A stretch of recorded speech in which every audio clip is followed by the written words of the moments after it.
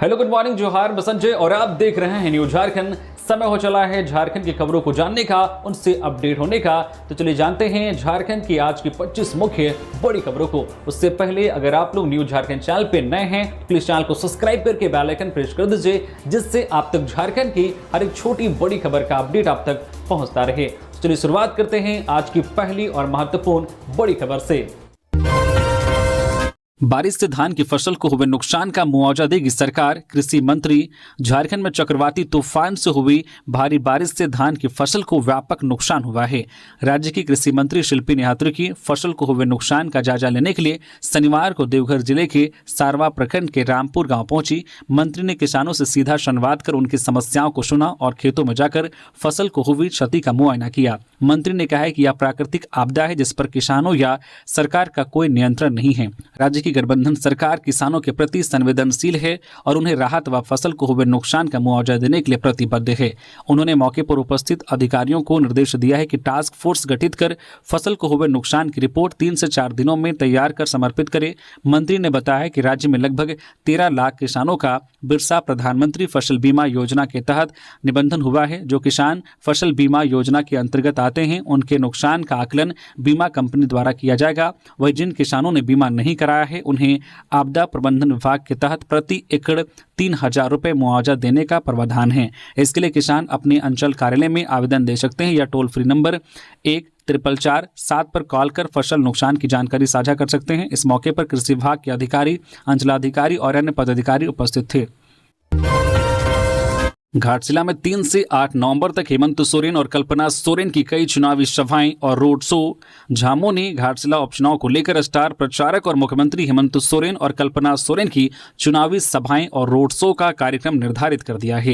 हेमंत सोरेन और कल्पना सोरेन 3 नवंबर से 8 नवंबर तक घाटशिला के विभिन्न क्षेत्रों में कई चुनावी सभाएं करेंगी। कल्पना सोरेन विशेष रूप से रोड शो करेंगी। मालूम हो कि घाटशिला से झामो स्वर्गीय रामदास सोरेन के पुत्र सोमेश सोरेन को अपना प्रत्याशी बनाए हैं। झामो इस उपचुनाव को काफी गंभीरता से ले रहा है। चुनाव में पार्टी प्रत्याशी की स्थिति भी ठीक है, इसलिए झामो इसे हल्के में नहीं लेना चाहता। देवघर में व्यक्ति की गोली मारकर हत्या, शहर में दहशत का माहौल। बाबा नगरी देवघर में अपराधियों के हौसले एक बार फिर से बुलंद हो गए हैं। शनिवार की शाम कुंडा थाना क्षेत्र के करनीबाग मोहल्ले में अज्ञात अपराधियों ने 45 वर्षीय कारू रावत को गोली मार दी। गोली उनके पेट में लगी जिससे वे गंभीर रूप से घायल हो गए। आनंद फानन में उन्हें स्थानीय लोगों की मदद से देवघर सदर अस्पताल ले जाया गया, जहां इलाज के दौरान डॉक्टरों ने उन्हें मृत घोषित कर दिया। घटना की सूचना मिलते ही कुंडा थाना पुलिस मौके पर पहुंची और जांच शुरू कर दी। बताया जाता है कि मृतक कारू रावत शंकर राउत के पुत्र थे और करनीबाग मोहल्ले के निवासी थे। वे अपने शांत स्वभाव और सरल व्यवहार के लिए इलाके में जाने जाते थे। अचानक हुई इस घटना से पूरा मोहल्ला सदमे में है और परिजनों का रो रो कर बुरा हाल है। स्थानीय लोगों का कहना है कि देवघर शहर में इस तरह की गोलीबारी की घटनाएं लगातार बढ़ती जा रही है, जिससे लोगों में दहशत का माहौल है। हाल के दिनों में यह पहली घटना नहीं है कि जब अपराधियों ने खुलेआम किसी को निशाना बनाया हो। पुलिस ने शव को पोस्टमार्टम के लिए भेज दिया है और अपराधियों की गिरफ्तारी के लिए छापेमारी शुरू कर दी है। झारखंड में चक्रवाती तूफान मोंथा का असर हुआ कमजोर, आज से मौसम होगा साफ, बढ़ेगी कड़ाके की ठंड। तो झारखंड में चक्रवाती तूफान मोंथा का असर कमजोर पड़ गया है। शनिवार को कई क्षेत्रों में हल्की बारिश हुई है, जबकि ज्यादातर क्षेत्रों में जो बादल छाए रहे तो कई क्षेत्रों में मौसम साफ रहा। वही मौसम विभाग के अनुसार आज रविवार की सुबह कोहरे या धुंध के साथ शुरू होगी और इसके बाद आसमान धीरे धीरे साफ होने लगेगा। विभाग का कहना है कि अगले कुछ दिनों में न्यूनतम तापमान में 3 से 5 डिग्री सेल्सियस तक गिरावट हो सकती है, जिससे ठंड बढ़ेगी। मौसम विभाग के अनुसार अगले 24 घंटों में अधिकतम तापमान में कोई खास बदलाव नहीं होगा, लेकिन उसके बाद 2 दिनों में या 2 से 3 डिग्री तक बढ़ सकती है। वही न्यूनतम तापमान अगले 3 दिनों में 3 से 5 डिग्री तक गिरने की संभावना है, जिससे लोगों को ठंड का सामना करना पड़ेगा। वही मौसम विभाग ने बताया कि चक्रवाती तूफान अब झारखंड से आगे बढ़ते हुए उत्तर प्रदेश, बिहार, मध्य प्रदेश और छत्तीसगढ़ की ओर आगे बढ़ गया है। 4th ग्रेड में नियुक्ति के लिए नई नियमावली बनी, कल की कैबिनेट में मिल सकती है स्वीकृति। जुलाई 2025 से राज्य में चतुर्थ वर्गीय पदों पर नियुक्ति पर लगी रोक अब जल्द हट जाएगी। फिर से चतुर्थ वर्गीय पदों पर नियुक्ति की प्रक्रिया शुरू होगी। नई नियुक्ति के लिए कार्मिक एवं प्रशासनिक सुधार विभाग ने बहुउद्देशीय कर्मी नियुक्ति सेवा शर्त नियमावली का प्रारूप तैयार कर लिया है। उस पर विधि एवं वित्त विभाग की सहमति के बाद स्वीकृति के लिए कैबिनेट को भेज दिया गया है। कल 3 नवंबर को होने वाली कैबिनेट की बैठक में इस पर स्वीकृति मिल जाने की पूरी संभावना है। पलामू में चतुर्थ वर्गीय पदों पर होने वाली नियुक्ति प्रक्रिया नई नियुक्ति नियमावली से प्रभावित नहीं होंगी। आधिकारिक जानकारी के अनुसार नई नियमावली से उस तरह की कोई भी नियुक्ति प्रक्रिया प्रभावित नहीं होगी जो कोर्ट के विचाराधीन है।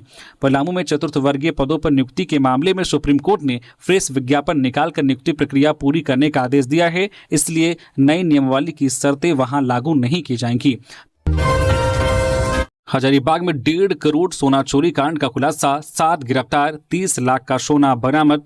हजारीबाग जिला पुलिस ने एक बड़ी सफलता हासिल करते हुए केरेडारी थाना क्षेत्र में हुए 1.5 करोड़ रुपए के सोना चोरी कांड का पर्दाफाश कर दिया है। इस मामले में पुलिस ने 7 आरोपियों को गिरफ्तार किया है और उनके पास से करीब 264 ग्राम सोने के आभूषण, 444 ग्राम चांदी, 7 मोबाइल फोन और चोरी में इस्तेमाल मोटरसाइकिल बरामद की है। बरामद सोने और चांदी की अनुमानित कीमत करीब 30 लाख रुपए बताई जा रही है।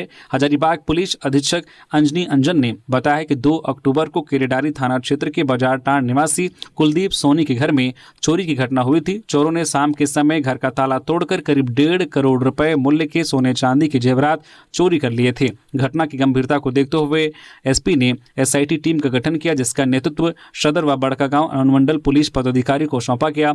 टीम ने गुप्त सूचना के आधार पर कार्रवाई करते हुए कोदवे गांव के पास से रोहन कुमार, अंकित कुमार, सुमित कुमार और संतु कुमार को चोरी के सामान के साथ गिरफ्तार किया। पूछताछ में उनकी निशानदेही पर पुलिस ने मुकेश कुमार, जो राजेश सोनी और राहुल कुमार को पकड़ा है। पुलिस जांच में यह बात सामने आई है कि संगठित चोर गिरोह हैं, जिनमें सोना गलाने वाला, रैकी करने वाला और चोरी करने वाला सभी शामिल हैं। गुमला में बस ओनरों की हड़ताल जारी, दूसरे दिन भी परिचालन पूरी तरह से रहा बाधित। गुमला जिला में बस ओनर एसोसिएशन द्वारा शनिवार को दूसरे दिन भी जिला से बसों के परिचालन को बाधित रखा गया। दरअसल विगत दिनों जिला प्रशासन ने फैसला लिया था कि लोहरदगा रोड से जाने वाली सभी बसों का परिचालन जिला मुख्यालय के ललित उरांव बस पड़ाव से हटाकर दुंदुरिया बस पड़ाव से शुरू किया जाए। इस फैसले को लेकर बस ओनरों ने आक्रोश व्यक्त किया और प्रशासन को पत्र लिखकर सभी बसों का परिचालन ललित उरांव बस पड़ाव से ही करने की मांग की।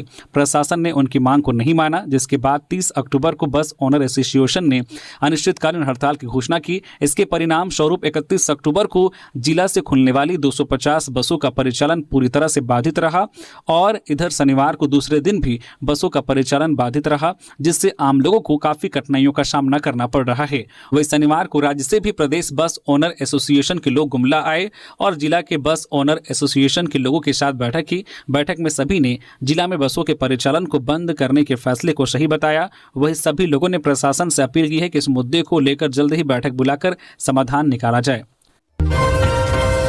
गढ़वा में सीओ को पत्नी ने घर में किया कैद, प्रेमिका संग रंगे हाथ पकड़े जाने पर हाई वोल्टेज ड्रामा, मामला पहुंचा पुलिस के पास। गढ़वा जिले के मंजियाओं अंचल में शनिवार को उस वक्त हंगामा मच गया जब सीओ प्रमोद कुमार को उनकी पत्नी डॉक्टर श्यामा रानी ने घर के अंदर कैद कर दिया। बताया जा रहा है कि सीओ साहब अपनी प्रेमिका के साथ सरकारी आवास में थे, तभी अचानक उनकी पत्नी वहां पहुंच गई और दोनों को एक ही कमरे में रंगे हाथ पकड़ लिया। सूत्रों के मुताबिक घटना सुबह करीब 4 बजे की है। जानकारी मिलने के बाद डॉक्टर श्यामा रानी, जो बिहार के पूर्व सांसद श्रीराम मांझी की बेटी है, अपने पति के सरकारी आवास पहुंची। उन्होंने दीवार फांदकर घर में प्रवेश किया और कमरे में पति को किसी अन्य महिला के साथ देखकर गुस्से में आ गई। इसके बाद उन्होंने घर के सभी दरवाजे बंद कर दिए और सीओ को कमरे में कैद कर लिया। घटना की खबर फैलते ही स्थानीय पुलिस और कई वरिष्ठ अधिकारी मौके पर पहुंचे, लेकिन गुस्साई पत्नी के सामने किसी की नहीं चली। आखिरकार सीओ प्रमोद कुमार ने छत से कूदकर बाहर निकलने की कोशिश की, जिसके बाद स्थिति और तनावपूर्ण हो गई। इसी बीच पुलिस ने सीओ की कथित प्रेमिका को हिरासत में लेकर महिला थाने भेज दिया है। सीओ की पत्नी डॉक्टर श्यामा रानी ने कहा है कि उन्हें काफी समय से अपने पति पर शक था, लेकिन आज सब कुछ सामने आ गया। उन्होंने कहा है कि हम कानून का सहारा लेंगे, अब मामला परिवार तक सीमित नहीं रहा। पलामू में रेलवे अंडरपास में डूबी कार, अंतिम संस्कार में शामिल होने जा रहे 5 लोग बाल बाल बचे, गाड़ी का शीशा तोड़ निकले बाहर। पलामू में रेलवे अंडरपास में एक कार डूब गई जिसमें सवार एक ही परिवार के 5 लोगों ने तैरकर अपनी जान बचाई। यह घटना शुक्रवार रात करीब 2 बजे दीनदयाल उपाध्याय रेलखंड पर करकटा और उंटारी रोड रेलवे स्टेशन के बीच चेचरिया गांव के पास हुई। अंडरपास बारिश के पानी से पूरी तरह से भरा हुआ था। छतरपुर के डाली गांव निवासी विकास कुमार, रुपेश कुमार, आर्यन कुमार, यशमती देवी और प्रियंका देवी गढ़वा में एक रिश्तेदार के अंतिम संस्कार में शामिल होने जा रहे थे। कार चालक विकास कुमार ने बताया कि अंडरपास के बाईं ओर कोई जो बैरिकेडिंग नहीं थी, जिससे उन्हें पानी की गहराई का अंदाजा नहीं लग पाया। उनकी कार लगभग 5 से 6 फीट गहरे पानी में चली गई, जिससे गाड़ी के सभी सिस्टम लॉक हो गए। कार में फंसे सभी 5 लोगों ने किसी तरह कार का शीशा तोड़कर अपनी जान बचाई और पानी से बाहर निकले। घटना की सूचना मिलते ही उंटारी रोड पुलिस मौके पर पहुंची और कार सवार लोगों को सुरक्षित बाहर निकालने में सहायता की। शनिवार सुबह थाना प्रभारी संतोष गिरी की देखरेख में ट्रैक्टर की मदद से पानी में डूबी कार को बाहर निकाला गया और पीड़ित परिवार को सौंप दिया गया। इस घटना में रेलवे की लापरवाही का आरोप लगाया जा रहा है। पलामू में केमिकल टैंकर दुर्घटनाग्रस्त, चालक की मौत। सतबरवा में NH 39 पर हुआ हादसा, रेहला से टंडवा जा रहा था टैंकर। पलामू में मेदिनीनगर रांची मुख्य मार्ग पर हुए एक सड़क हादसे में केमिकल टैंकर के चालक की मौत हो गई। यह घटना शनिवार सुबह सतबरवा थाना क्षेत्र के दुबिया खाड़ में नेशनल हाईवे 39 पर हुई। सुबह करीब 4:30 बजे एक केमिकल लदा टैंकर अनियंत्रित होकर सड़क से नीचे पलट गया। टैंकर से केमिकल का रिसाव होने लगा, जिसकी चपेट में आने से चालक गंभीर रूप से झुलस गया। हादसे में उसके हाथ पैर में भी गंभीर चोट आई। हाईवे से गुजर रहे अन्य ट्रक चालकों ने दुर्घटनाग्रस्त टैंकर देखा और मदद के लिए पहुंचे। उन्होंने चालक को गाड़ी से बाहर निकाला और मेदिनी राय मेडिकल कॉलेज अस्पताल पहुंचाया। हालांकि इलाज के दौरान चालक ने दम तोड़ दिया। मृतक चालक की पहचान बिहार के मुजफ्फरपुर निवासी रमेश कुमार मेहता 45 वर्षीय के रूप में हुई है। सतबरवा थाना प्रभारी विश्वनाथ कुमार राणा ने बताया है कि टैंकर रेहला से टंडवा जा रहा था और तीखे मोड़ पर अनियंत्रित होकर दुर्घटनाग्रस्त हो गया। लातेहार में जंगली हाथी ने यात्री बस पर जमाया कब्जा, जान बचाकर भागे सवारी। झुंड से भटका जंगली हाथी लातेहार के भीड़ भाड़ वाले इलाके में पहुंच जा रहा है। शनिवार को जंगली हाथी जिले के बारेसार थाना मुख्यालय पहुंच गया। इस दौरान जंगली हाथी ने लातेहार से महुआ डांड की ओर जा रही यात्री बस पर कब्जा जमा लिया। हाथी ने बस में रखा खाने के सामान को चट कर गया। हालांकि लगभग 3 घंटे की कड़ी मशक्कत के बाद हाथी को जंगल की ओर भगाने में वन विभाग की टीम सफल हुई। दरअसल एक जंगली हाथी अपने झुंड से भटक गया है। वह पिछले कई दिनों से लगातार लातेहार के भीड़ भाड़ वाले इलाके में पहुंच जा रहा है। 2 दिन पूर्व भी जंगली हाथी महुआ डांड अनुमंडल मुख्यालय में पहुंच गया था, जिसके बाद लगभग 5 घंटे तक अनुमंडल मुख्यालय में हड़कंप मचा रहा। बाद में वन विभाग की टीम ने हाथी को जंगल में भगा दिया था। इसके बाद शनिवार को फिर अचानक हाथी सड़क पर आ गया। हाथी ने बारेसार थाना मुख्यालय पहुंचकर कुछ ग्रामीणों के घर को भी क्षतिग्रस्त कर दिया। इसके बाद जंगली हाथी सड़क मार्ग से चलता हुआ आ रहा था। लातेहार से महुआ डांड जा रही यात्री बस के चालक ने जब सड़क पर हाथी को आता देखा तो उसने गाड़ी रोक दी और सभी यात्रियों को गाड़ी से निकल जाने की सलाह दी। थोड़ी देर में यात्री बस के पास पहुंचा और बस की खिड़की और गेट तोड़कर बस में यात्रियों के द्वारा रखे गए खाने पीने के सामान को चट कर गया। बताया जाता है कि कुछ यात्रियों ने जो बस में छठ का प्रसाद भी रखा था, जिसे हाथी खा गया। बाद में वन विभाग की टीम पटाखे जलाकर हाथी को वहां से भगाया। रिम्स पहुंचे मंत्री डॉक्टर इरफान अंसारी। बुंडू सड़क हादसे के मृतकों के परिजनों को 1-1 लाख देने की घोषणा। झारखंड के स्वास्थ्य मंत्री डॉक्टर इरफान अंसारी रांची के बुंडू में हुए सड़क हादसे के घायलों का हाल जानने स्वयं शनिवार को रिम्स पहुंचे। उन्होंने मरीजों से मुलाकात की और चिकित्सकों से उपचार की स्थिति की जानकारी ली और घायलों के बेहतर इलाज की तत्काल व्यवस्था सुनिश्चित करने का निर्देश दिया। उन्होंने कहा कि लापरवाही बर्दाश्त नहीं की जाएगी। मंत्री डॉक्टर इरफान अंसारी ने हादसे में मारे गए लोगों के परिजनों को 1-1 लाख रुपए की आर्थिक सहायता देने की घोषणा की। इसके साथ ही उन्होंने घायलों को अपने व्यक्तिगत स्तर से आर्थिक मदद भी प्रदान की। उन्होंने कहा कि दुर्घटना में मारे गए परिवारों के प्रति गहरी संवेदना है। राज्य सरकार हर संभव मदद करेगी। इसके बाद मंत्री रिम्स पहुंचे और ब्लड बैंक समेत विभिन्न वार्डों का औचक निरीक्षण किया। मरीजों से बातचीत कर उन्होंने दवाओं की उपलब्धता, स्वच्छता और सुविधाओं की जानकारी ली। मंत्री ने कहा कि कुछ निजी अस्पताल 4-5 लाख रुपए तक का खर्च वसूलने के बाद मरीज को रिम्स भेज देते हैं, जो गंभीर गंभीर अपराध है। उन्होंने चेतावनी दी है कि ऐसे अस्पतालों के खिलाफ अब सख्त कार्रवाई होगी। नियमावली और निगरानी तंत्र तैयार किया जा रहा है। कोई भी मरीज पैसे के अभाव में इलाज से वंचित नहीं रहेगा। सभी मेडिकल कॉलेजों और जिला अस्पतालों में हाईटेक उपकरणों की तत्काल खरीद प्रक्रिया शुरू की जाएगी। इससे डायग्नोसिस और उपचार दोनों में गति और गुणवत्ता आएगी। वही चाईबासा में घटी घटना को लेकर मंत्री ने कहा है कि पूरी जांच निष्पक्ष और पारदर्शी होगी। प्रारंभिक संकेतों में राजनीतिक साजिश की बू भी मिली है, जिसकी गहन जांच कराई जा रही है। जो भी दोषी होगा उसके खिलाफ कड़ी कार्रवाई तय है। गिरिडीह के कालापत्थर गांव में निरीक्षण के दौरान गरीबों की हालत देख भावुक हुए उपायुक्त। सरिया प्रखंड के कालापत्थर गांव में शनिवार को निरीक्षण के दौरान उपायुक्त रामनिवास यादव गरीबी और बदहाली की तस्वीर देखकर भावुक हो उठे। उपायुक्त जब गांव के एक झोपड़ी नुमा मकान में पहुंचे तो वहां रह रहे परिवार की दयनीय स्थिति देखकर कुछ देर के लिए स्तब्ध रह गए। कच्चे फूस के घर, टूटी चारदीवारी और मुश्किल हालात में गुजर बसर करते परिवार की स्थिति देखकर उपायुक्त ने मौके पर ही संबंधित अधिकारियों को आवश्यक मदद सुनिश्चित करने के निर्देश दिए। उन्होंने कहा कि प्रशासन का उद्देश्य हर जरूरतमंद तक सरकारी योजनाओं का लाभ पहुंचाना है और ऐसे परिवारों को प्राथमिकता के आधार पर आवास एवं अन्य कल्याणकारी योजनाओं से जोड़ा जाएगा। निरीक्षण के दौरान उपायुक्त ने ग्रामीणों से संवाद भी किया और गांव की मूलभूत सुविधाओं की जानकारी ली। उन्होंने अधिकारियों से कहा है कि गांव की हर घर तक बिजली, आवास, पेयजल और शौचालय की सुविधा सुनिश्चित की जाए ताकि कोई भी परिवार वंचित न रहे। यह निरीक्षण सामाजिक सुरक्षा योजनाओं की जमीनी हकीकत जानने और विकास कार्यों की प्रगति का जायजा लेने के उद्देश्य से किया गया था। 3 से 10 नवंबर तक होगा लोहरदगा प्रीमियर लीग का आयोजन। राष्ट्रीय और अंतर्राष्ट्रीय खिलाड़ी होंगे शामिल। लोहरदगा जिले में फुटबॉल खेल को बढ़ावा देने के उद्देश्य से सांसद एवं जिला फुटबॉल संघ के अध्यक्ष सुखदेव भगत द्वारा लोहरदगा प्रीमियर लीग 2025 का आयोजन किया जा रहा है।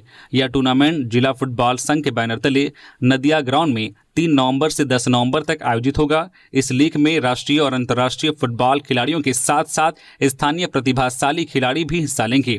टूर्नामेंट में विदेशी खिलाड़ियों की मौजूदगी लोगों के लिए खास आकर्षण का केंद्र होगी। शनिवार को सांसद सुखदेव भगत ने नदिया ग्राउंड पहुंचकर तैयारियों का जायजा लिया। उन्होंने खिलाड़ियों की सुविधाओं और दर्शकों की व्यवस्था का निरीक्षण करते हुए मैदान की स्थिति को भी परखा। उन्होंने कहा है कि टूर्नामेंट का आयोजन फीफा के नियमों के अनुसार किया जाएगा ताकि खिलाड़ियों को अंतर्राष्ट्रीय स्तर का अनुभव मिल सके। बारिश और चक्रवात से किसानों की फसल हुई बर्बाद। कांग्रेस नेत्री ने सरकार से लगाई राहत की गुहार। झारखंड में लगातार बारिश और चक्रवात के असर से किसानों की फसलें बुरी तरह प्रभावित हुई है। कई जिलों में खेतों में रखा धान सड़ गया है, जिससे किसानों को भारी आर्थिक नुकसान झेलना पड़ रहा है। इस हालात पर कांग्रेस की सोशल मीडिया कोऑर्डिनेटर ब्यूटी मंडल ने सरकार से तत्काल हस्तक्षेप की अपील की है। ब्यूटी मंडल ने सोशल मीडिया पर पोस्ट करते हुए झारखंड के मुख्यमंत्री हेमंत सोरेन, केंद्रीय कृषि मंत्री शिवराज सिंह चौहान और राज्य की कृषि मंत्री शिल्पी नेहात्रिकी को टैग किया है। उन्होंने लिखा है कि किसानों की मेहनत पर बारिश और चक्रवात ने पानी फेर दिया है, इसलिए प्रशासन जल्द सर्वे कराकर प्रधानमंत्री फसल बीमा योजना के तहत मुआवजा सुनिश्चित करे। उन्होंने प्रशासन से आग्रह किया है कि किसानों की तकलीफ को समझते हुए शीघ्र राहत राशि दी जाए ताकि किसान दोबारा खेती के काम में जुट सके। राज्य के कई जिलों से ऐसी रिपोर्ट्स मिल रही है कि खेतों में रखा पका धान पूरी तरह सड़ गया है और किसानों के पास ना तो भंडारण की सुविधा है और ना आगे की फसल के लिए पूंजी है। इस स्थिति में प्रशासनिक मदद ही किसानों के लिए एकमात्र सहारा मानी जा रही है। सीबीएसई से पहले होगी झारखंड बोर्ड की परीक्षा। फरवरी के पहले सप्ताह में मैट्रिक इंटर की परीक्षा शुरू करने की तैयारी में जुटा जैक। सीबीएसई द्वारा अगले साल यानी 2026 की मैट्रिक इंटर परीक्षा की डेट घोषित होने के बाद झारखंड बोर्ड के विद्यार्थियों के मन में यह उत्सुकता है कि आखिर जैक द्वारा कब परीक्षा ली जाएगी। इस संबंध में जो जानकारी मिल रही है उसके तहत जैक बोर्ड सीबीएसई से पहले यानी फरवरी के पहले सप्ताह से ही मैट्रिक और इंटर की परीक्षा लेने की तैयारी कर रहा है। जैक अध्यक्ष डॉक्टर नटवा हासदा की माने तो इसे लेकर जो प्रारंभिक तैयारियां की जाती है वो शुरू कर दी गई है। फरवरी के पहले सप्ताह में परीक्षा शुरू होने की संभावना है। हालांकि परीक्षा की तिथि को अंतिम रूप देने के लिए जल्द ही बैठक होगी। उन्होंने कहा है कि इसी महीने यानी नवंबर से ही विद्यार्थियों का ऑनलाइन फॉर्म भरना शुरू होगा। वही परीक्षा केंद्र का निर्धारण जिला स्तर पर हो रहा है। गौरतलब है कि सीबीएसई ने अगले साल 17 फरवरी से मैट्रिक इंटर की परीक्षा आयोजित करने के लिए डेट शीट पिछले दिनों जारी कर दी थी। सिर्फ फाइलों में शौचालय निर्माण, धरातल पर 1380 गायब, विभाग की जांच में खुलासा। गढ़वा जिले में पेयजल स्वच्छता विभाग के तहत शौचालय निर्माण योजना में बड़े पैमाने पर घोटाला हुआ है। विभाग की जांच में यह बात सामने आई है कि 1,65,00,000 रुपए लेने के बावजूद अब तक 1380 शौचालय धरातल पर पता ही नहीं है। पेयजल स्वच्छता विभाग के कार्यपालक अभियंता की जांच रिपोर्ट में यह खुलासा हुआ है।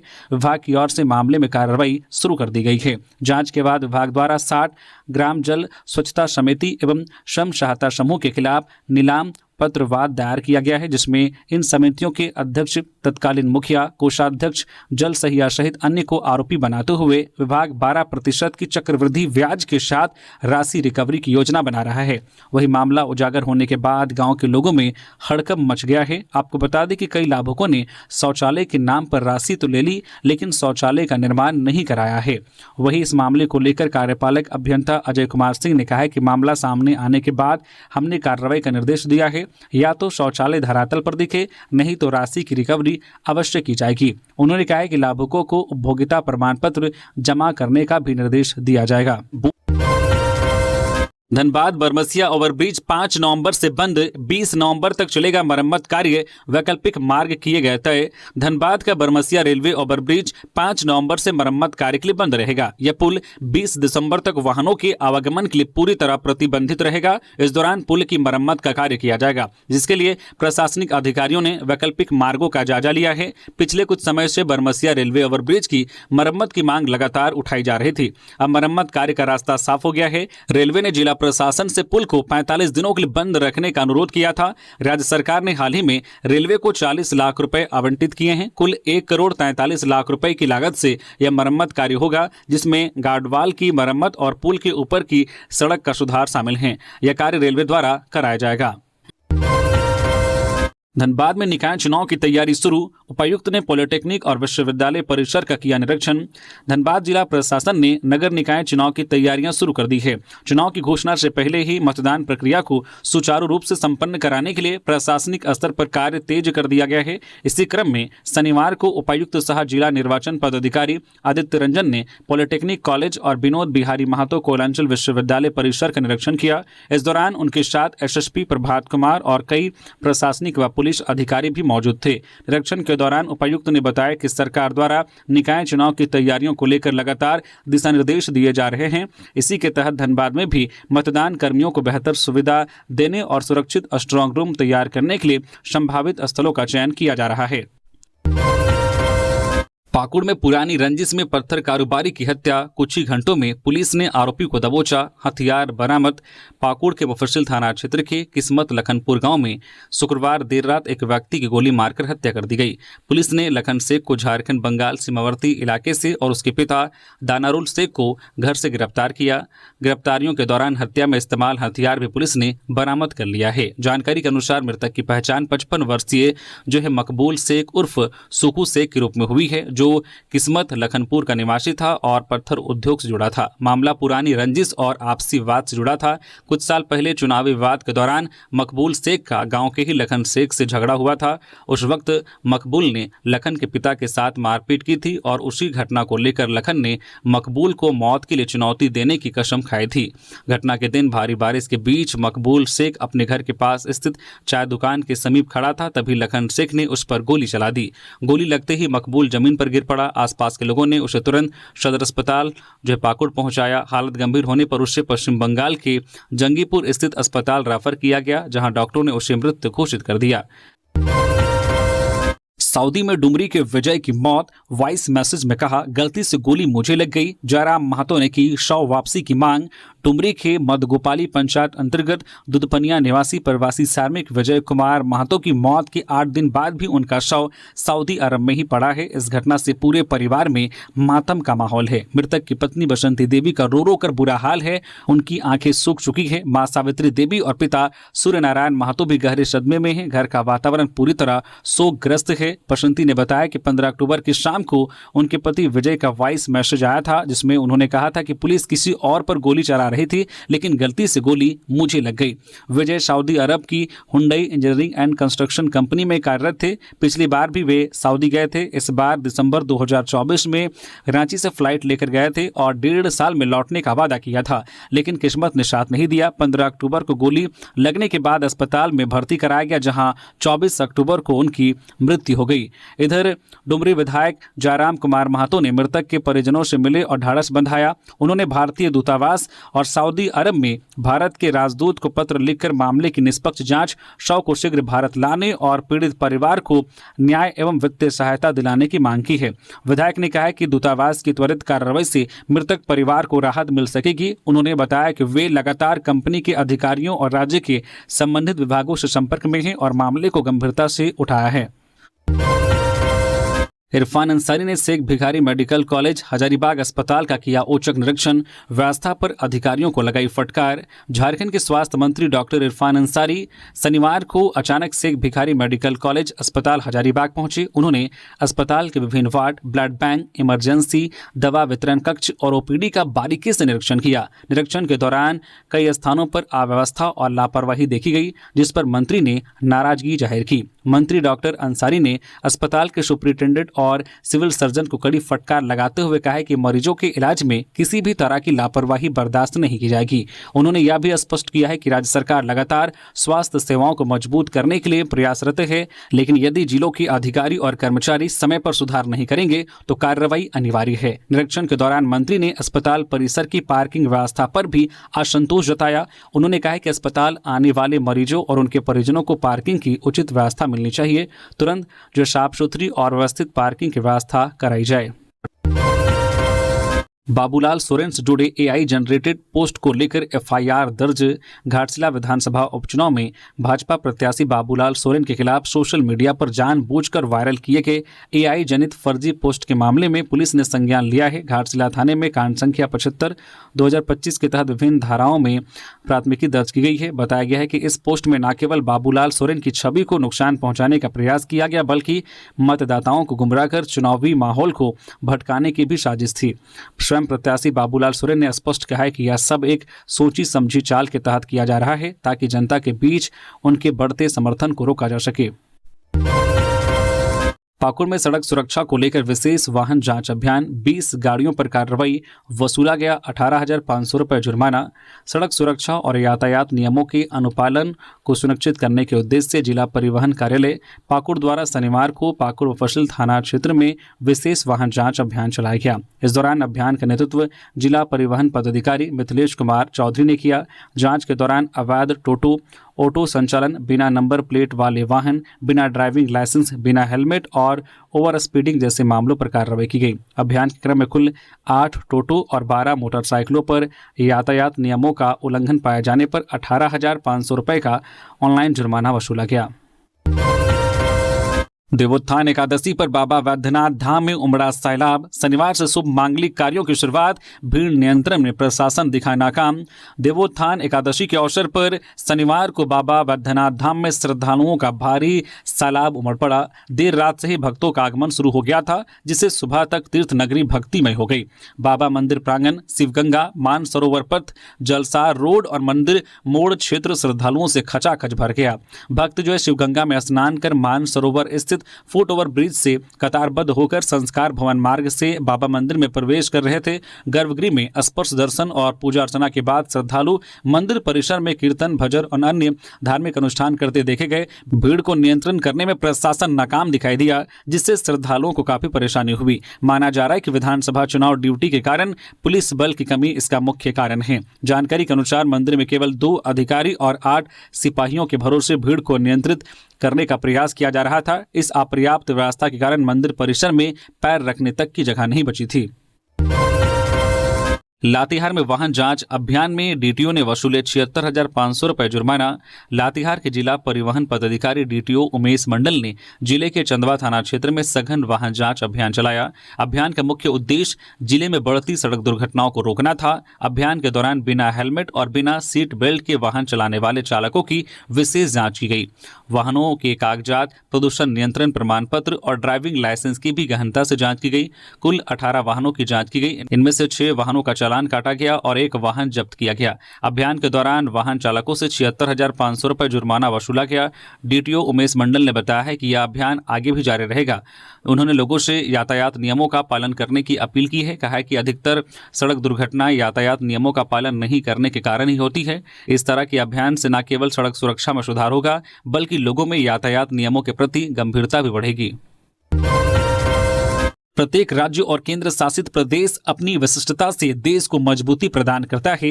राज्यपाल संतोष कुमार गंगवार के नेतृत्व में शनिवार को राजभवन में झारखंड समेत कई अन्य राज्यों का स्थापना दिवस समारोह मनाया गया। जम्मू कश्मीर, लद्दाख, आंध्र प्रदेश, छत्तीसगढ़, हरियाणा, कर्नाटक, केरल, मध्य प्रदेश, पंजाब, तमिलनाडु, अंडमान एवं निकोबार द्वीप समूह, चंडीगढ़, दिल्ली, लक्षद्वीप और पुडुचेरी के अलावा केंद्र शासित प्रदेशों का स्थापना दिवस समारोह आयोजित किया गया। इस अवसर पर राज्यपाल ने समारोह में शामिल इन राज्यों के नागरिकों को शुभकामनाएं दी और उन प्रदेशों की उन्नति की कामना की। राज्यपाल ने कहा है कि भारत विविधता में एकता का अद्वितीय उदाहरण प्रस्तुत करता है। प्रत्येक राज्य और केंद्र शासित प्रदेश अपनी विशिष्ट पहचान और गौरवशाली परंपरा और सांस्कृतिक योगदान से राष्ट्र को सशक्त और समृद्ध बनाता है। उन्होंने कहा है कि एक भारत श्रेष्ठ भारत कार्यक्रम प्रधानमंत्री श्री नरेंद्र मोदी की प्रेरणादायी पहल है, जो राज्यों के बीच आपसी समझ, सम्मान और सांस्कृतिक आदान प्रदान को सुदृढ़ करने का माध्यम है। डीएसपी से आईपीएस रैंक में प्रोन्नति 10 नवंबर को होगी यूपीएससी की बैठक। डीएसपी से आईपीएस रैंक में प्रोन्नति को लेकर संघ लोक सेवा आयोग यूपीएससी ने नई तिथि निर्धारित की है। आने वाले 10 नवंबर को यूपीएससी में प्रोन्नति समिति की महत्वपूर्ण बैठक आयोजित होगी। इस बैठक में आईपीएस के 9 रिक्त पदों के विरुद्ध 17 सीनियर डीएसपी के नामों पर विचार किया जाएगा। इस बैठक का एक महत्वपूर्ण एजेंडा है एडिशनल एसपी अविनाश कुमार की लंबित प्रोन्नति पर विचार करना। अविनाश कुमार वर्तमान में जैप 2 टाटी सिल्वे में पदस्थापित हैं। गुमला चैम्बर ऑफ कॉमर्स ने बस ओनर एसोसिएशन की हड़ताल का किया नैतिक समर्थन। प्रशासन से जल्द समाधान की मांग। गुमला जिला चैम्बर ऑफ कॉमर्स के पदाधिकारियों ने शनिवार को प्रेस वार्ता कर जिला में बस ओनर एसोसिएशन द्वारा बसों के परिचालन ठप किए जाने के निर्णय का नैतिक समर्थन देने की घोषणा की है। चैम्बर कार्यालय गुमला में आयोजित बैठक में अध्यक्ष सहित अन्य सदस्यों ने इस विषय पर मंथन कर यह निर्णय लिया। चैम्बर के प्रादेशिक पदाधिकारी रमेश कुमार चीनी ने कहा है कि प्रशासन को इस दिशा में पहल कर बसों का परिचालन शुरू करवाना चाहिए, अन्यथा 2 दिन बाद चैम्बर भी इस समर्थन में निर्णय ले सकता है। चैम्बर अध्यक्ष राजेश कुमार सिंह ने कहा है कि दूसरे दिन भी बसों का परिचालन बंद रहने और प्रशासन की ओर से कोई पहल नहीं होने को दुर्भाग्यपूर्ण बताया। घाघरा में दूसरी बार माओवादियों ने पोस्टर चिपकाया, इलाके में फैली दहशत, पुलिस ने पोस्टर जब्त किया।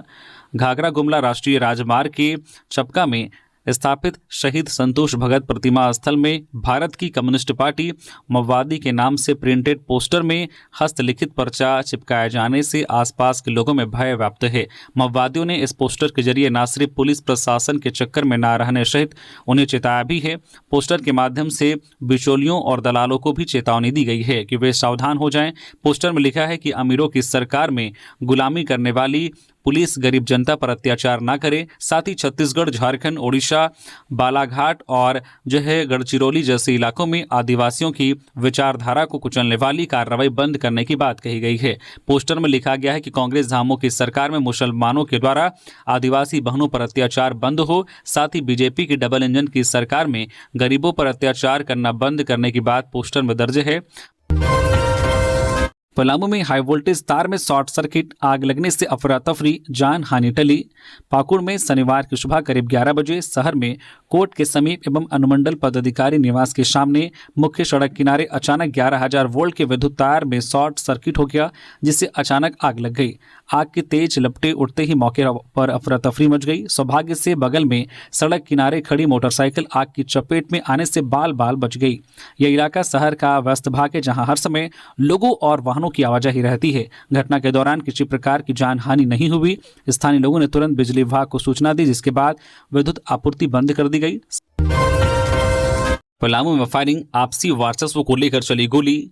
पलामू जिला में मेदिनीनगर टाउन थाना क्षेत्र के मुस्लिम नगर में पानी टंकी के पास फायरिंग की घटना हुई है। इस फायरिंग की घटना में गोली किसी को नहीं लगी है, लेकिन पुलिस ने घटनास्थल से 2 खोखा और 1 जिंदा गोली बरामद किया है। फायरिंग की घटना जमीन विवाद एवं आपसी वर्चस्व को लेकर बताई जा रही है। इस पूरे मामले में छोटू चंद्रवंशी और कीसू गुप्ता नामक युवकों ने टाउन थाना में इमरान कुरैशी नामक युवक के खिलाफ नामजद FIR दर्ज किया है, जबकि फायरिंग को लेकर एक मतियार नामक युवक ने भी टाउन थाना में आवेदन दिया है और आधा दर्जन के करीब आरोपियों पर फायरिंग करने का आरोप लगाया है। इसको लेकर मेदिनीनगर टाउन थाना ज्योतिलाल रजवार ने बताया कि फायरिंग की घटना के मामले में पुलिस अनुसंधान कर रही है और नामजद FIR दर्ज किया गया है।